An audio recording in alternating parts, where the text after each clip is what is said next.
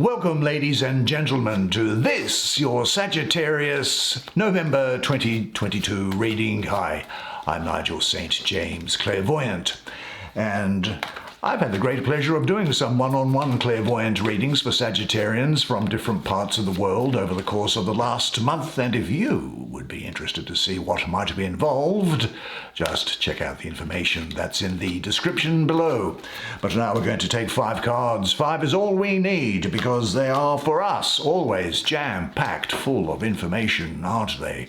And see what things are in store for you. So let's get the first one, shall we? And it is this, whatever it may be, the 6 of Discs. Well, that is good. There is the Knight of Discs. Well, interesting indeed. Here is the 5 of Discs. Wow, it's going to be a very material month by the looks of things for you. They're all very well shuffled, this deck, so there's nothing untoward going on. Let's see this one. Justice. Let's dig something from in the middle down here, shall we? Let's see what there is. And it is the 5 of Cups. Okay, why don't you now come, sit down next to me. We'll have a good close look at the imagery on these cards together while I do the reading for you. There now, I think you can see those. So let's have a look at this major arcana. It's the only one, so we'll deal with it before we deal with the minor arcana. Now, this is, of course, Justice. Well, work, earn, know thyself, create thy reality, become thy greatest potential, ground wishes with action, be the crux of the real and the sublime. Weigh your heart. Now, you may be familiar with this woman. She is the ancient Egyptian goddess of Ma'at, and took place after she showed up after people had died. Now, Ma'at means truth, and truth is what imposed order, law, justice, morality, and balance upon the primordial chaos. Now within her chamber, the hall of 2 truths, Ma'at weighed the heart of the dead. If it was light like her feather, the heart, you see, was thought to be the actual center of the person itself. But if the heart was light like her feather, when she weighed it, the heart and the feather together on a scale, then the heart, seat of the soul, would go on to live in eternity with Osiris. If it was heavy, it would be fed to the hungry monster, Amut, the devourer, who took the form of, at the head, a crocodile, in the middle, a lion, and at the base, a hippopotamus, those 3 deadly creatures around the Nile of ancient Egypt. This is Venus ruling Libra with Saturn exalted. Now, with Libra around here, there is, as there is with Ma'at, balance and equilibrium. This really is a card for you at this time of self-control. There is also here justice coming your way. Balance, maybe some adjustment in bringing things on course, and I see also the suspension of action pending a decision. You will step back, weigh your options, weigh the alternatives before making, I think, an important decision. So there's objectivity here and standing back. Now, I must say this can also refer to lawsuits, to contracts, and also to marriages. There is here also the balancing of opposites here. There is a moment, I think, of you taking stock of your life to see what is useful and what should be let go. Think clearly about life ahead and be aware that all actions have consequences. There is a lot of karma at play here. You will have, however, a clear vision of possibilities and choices ahead of you, and you will be applying your insights that you have gained so far to live a balanced life. I think also that you might find that you are discovering and then following your true path and what gives your life the most meaning. So pay attention to what situations in your daily life tend to throw you off balance. Discover the conditions under which you find harmony again. Carry this quality with you more and more as you move through your daily activities.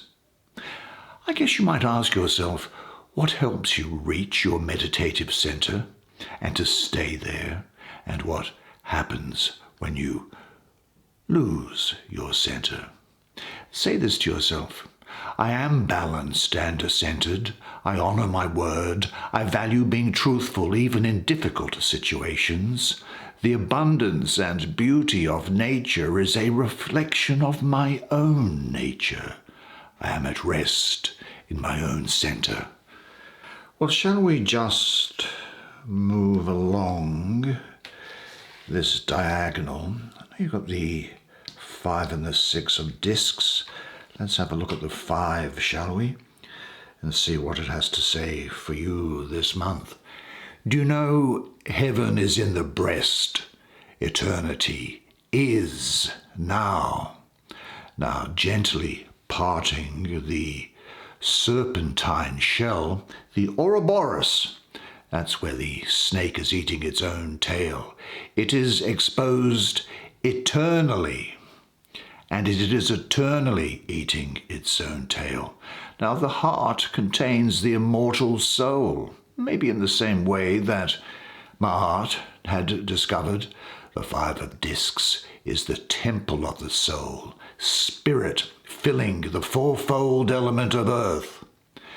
Now this man is, I think, the opposite of the fool, and he has fully descended into flesh. He is completely surrounded by the serpents. He wears them. Still, there is paradise in his heart. It is the pit you have to go down into to retrieve the gold, the knowledge of yourself, of your destiny. Then you have to bring a balance between that world and the one you live in. The pit is the snakes and the heart. The ring is the snake around the heart. This is really a sense of your internal self that I am having here. Inside of you is paradise. It is heaven that you find within yourself. The snakes are symbolic of flesh, and interesting to think of the serpent in the Garden of Eden story in chapter 2 of the book of Genesis, that first book of the Hebrew Bible or of the Christian Old Testament. Flesh that tempts us, and flesh that introduces us to the ideas of good and evil, life and death, suffering and shame. Now, many people think that we were expelled from the Garden of Eden. I don't believe it. I believe that we inhabit what we metaphorically call the Garden of Eden, and then we choose to find out by eating the fruit from the tree of good and bad what it is to discriminate between good and bad. See, the angels don't have that, but when you descend into this material plane, you can have it, because deep in your heart you still have the Garden of Eden, where you are not subject to the rules of the physical world, where you still live in a state of no shame or suffering or pain or death. There is only life and love and abundance, a paradise. You are the guardian of your own paradise. What you were looking for with being born, searching, questing, is for knowledge, knowledge of the self, knowledge of purpose. And here, after going down into the deepest pits of hell, You know that heaven is not in the sky, it is in the breast. Eternity is not somewhere else, it is now, in the present moment. So if you have any temporary cares or pessimism or problems, worries or setbacks or a lack of self-belief, don't worry. This is Mercury in the first decan of Taurus, and as a result it may be that you have a feeling that you might be getting yourself into a situation like leaving the Garden of Eden to come here, into a situation that you might not be able to get out of, but you will. So don't worry. Worry is about past and future, but remember, eternity is now. Is there something which poses a threat to your security? That's Taurus. Well, this is normal. Nothing to worry about, because worrying does nothing, and it can, by inaction, make things worse. Because you've drawn this card, you are ready to look at your situation as it is. You now have an opportunity to free yourself by initiating the necessary discussion, either with partners or with yourself. And only clear and open communication will facilitate progress. Now, in what areas or situations are you not clear and decisive enough? With which people do you need to clarify things? Say this to yourself.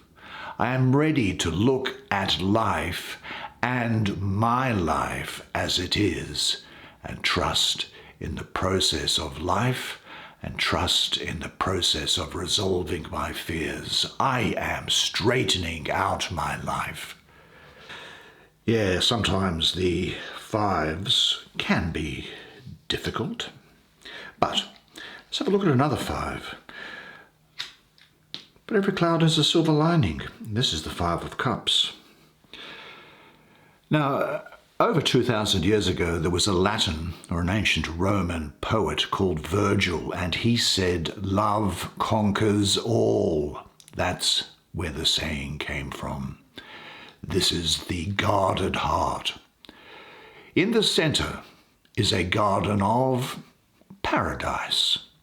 It has 2 trees with ripe fruit, figs and pears that clothe and feed man and woman, a forever green, fragrant lawn, a waterfall, and in the heart of it, a well that leads to another world. This small well is the mother of 3 great rivers, 1, 2, 3, that I see coming out there. And these 3 great rivers can etch the landscape into deep canyons, gorges, and ravines before rejoining the ocean thousands of miles away. And the guardian of this well is a pure white unicorn with 8 legs. And if you can see it here, you might just be able to make it out, is Chiron's key over his heart and over the mouth of the well. I might just digress because the story of Chiron is actually very interesting. Chiron was the half-man, half-horse centaur who was the tutor, the teacher of many Greek heroes. Though most centaurs are undisciplined and lusty, Chiron was more learned and civilized than even most people. He taught his young charges the healing arts and astronomy, but the great healer could never heal himself. He was struck in the thigh with an arrow tipped in the blood of the Hydra, that was that multi-headed snake, which inflicted a terribly painful wound on him. But being immortal, he couldn't die.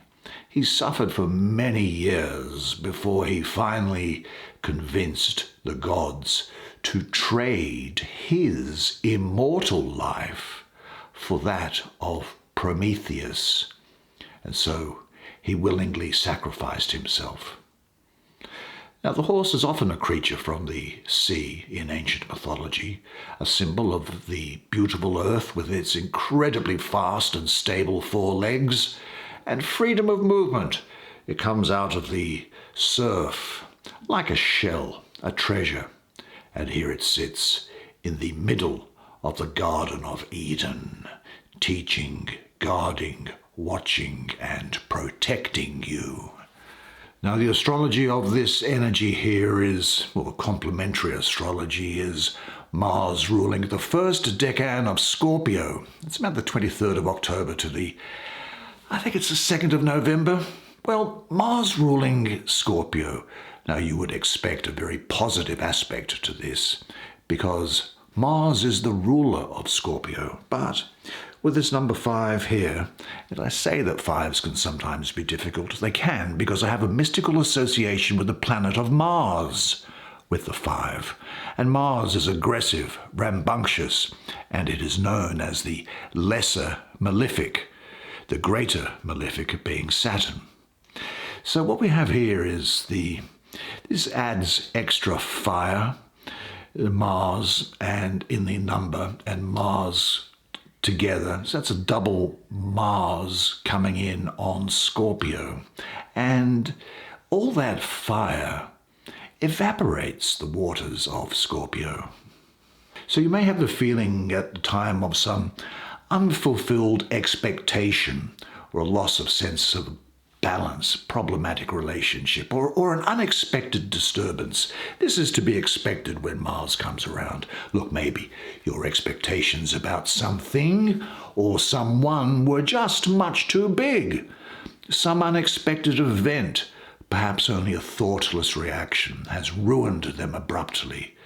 The aggressively destructive energies now dominating the scene have probably been smouldering beneath the surface for a longer time. I think you've overlooked them. Maybe because you didn't want to admit to their existence. You ignored the warnings of your inner voice, but now you have to face the sobering facts and look them in the eye.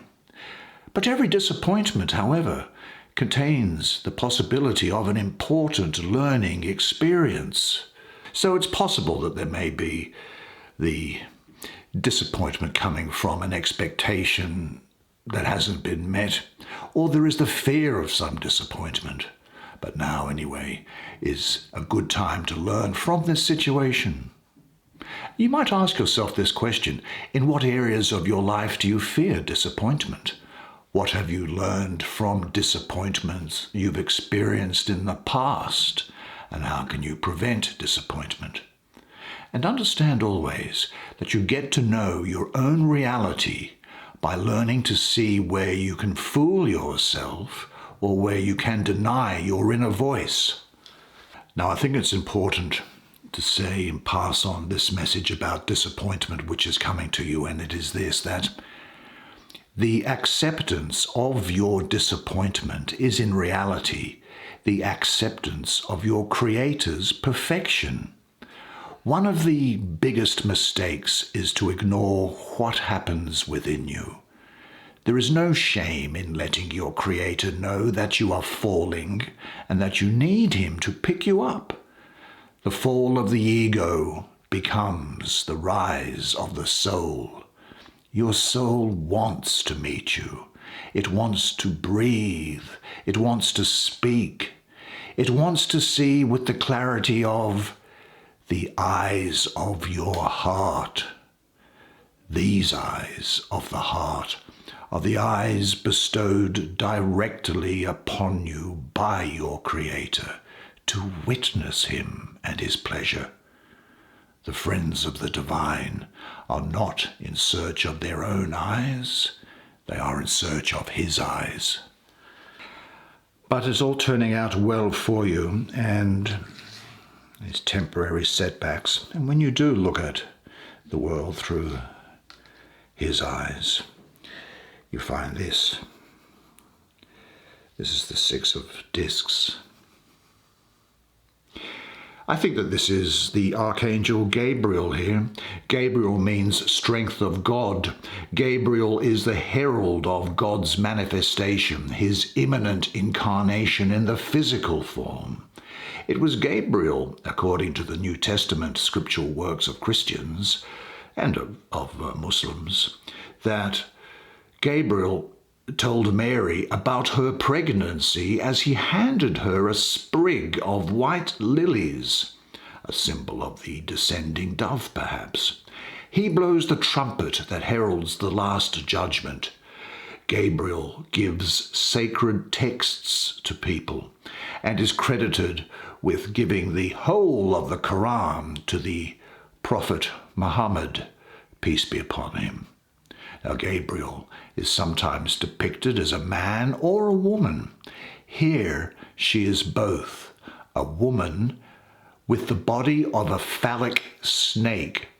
She is the final cleaving together, the marriage of the two trees of life and knowledge of good and bad, the wedding of the soul and body, time and eternity. Our mortal selves, our consciousness is freed from time alone and now exists in both places. This is great astrology here as well, because it is the moon ruling the second decan of Taurus. Well, the moon is exalted in Taurus, which is a great sign, but the moon is transient in nature. And this I call the Lord of success, of material success. But the moon is, as I say, transient, and so successes come and they go. They may be short-lived. Now, the moon in Taurus, well, the moon likes nurturing and comfort, and Taurus likes material things, so they are well suited for bringing about material success. There is success here, generosity, paying it forward, maybe receiving something of a financial boost, I think. There is possibly the grant of a scholarship, and if you're making application to the welfare system, I think that's going to be well received. There is external manifestation of the inner here. A sense of abundance and financial prosperity and the opportunity to be involved in a profitable adventure. But this is also a reminder for you to remember the successes in your life and to build on these. So be open to your success. It is no less than a gift you can learn to accept thankfully and humbly. Real success only comes once you have learned to serve. Success under these conditions enriches all levels of your being. So what does success mean for you at the moment? Visualize it as precisely as possible, particularly before you go to sleep at night. But say this to yourself: my acceptance and confidence in myself and of myself, they are the keys to real success. And that takes us finally, I think, to this card, which, look, I'd say that's the young Buddha sitting atop we did a series of readings, I can't remember when it was, a few months ago now, where I used a Sacred India deck where the Buddha featured prominently through many of the cards. What I will say is this: I think that Taurus and Aries are going to be important to you, but this is a time when you will be energetic, a capable manager, and a good steadfast worker.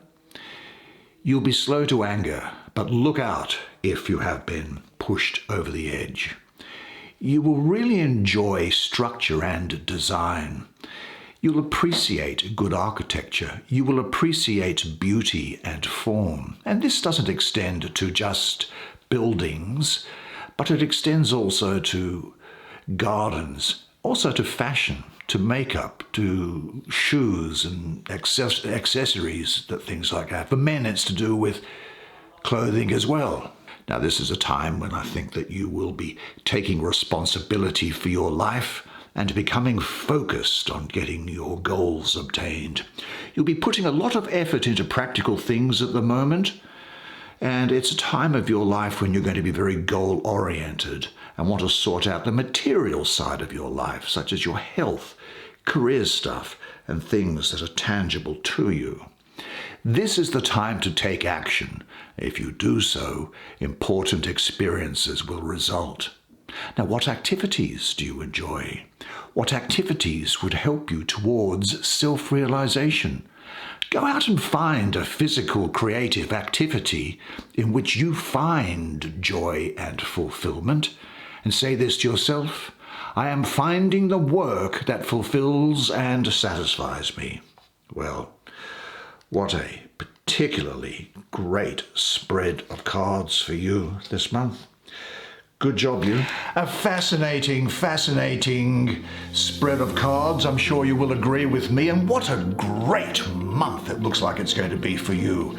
Gee, I might come move into your place if that's okay, because it looks like everything is going to be happening for the good. Well, what we're going to do now, though, of course, is to let that sink in, and I'll see you again next month. But until then, remember one thing, and it is this, that you are a legend, and I look forward to seeing you again next month. Until then, it's bye for now.